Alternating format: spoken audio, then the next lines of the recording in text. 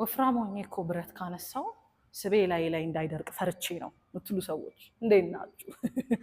ስብ ይቀልጣል እንጂ አይደርቅም።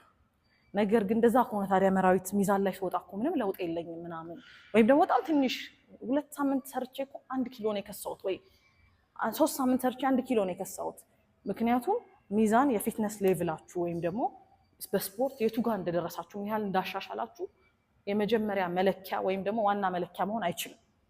ምክንያቱም ለምሳሌ ጀማሪዎች እንደጀመሩ ስፖርት ዌይት ሊፍት እያደረጉበት እያነሱ ካርዲያቸውን በስነ ስርዓቱ እየሰሩ እነዚህ ሰዎች ኢቭን ሚዛን ላይ ስትወጡ አንዳንዴ ጨምራችሁ ግን ልብሳችሁ ሰፍቷችሁ ልታገኙ ትችላላችሁ። ይሄ የሚሆንበት ምክንያት ደግሞ ምንድነው? ሰውነታችሁ ስብን እያቃጠለ፣ ስብ ይቃጠላል እንጂ አይደርቅም።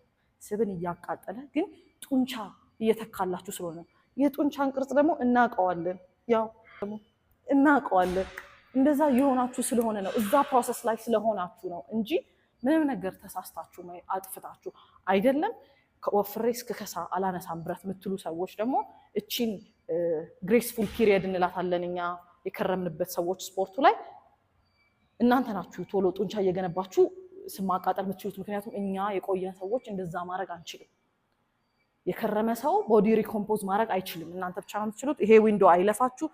ይሄንን እባካችሁ እንደ ሜዠርመንት አትጠቀሙ። ዲስከሬጅ ያደርጓቸዋል። አሰ ሪዛልት ደግሞ ታቆማላችሁ። the best version of yourself ሳታዩ ስብ ይቀልጣል እንጂ አይደርቅም።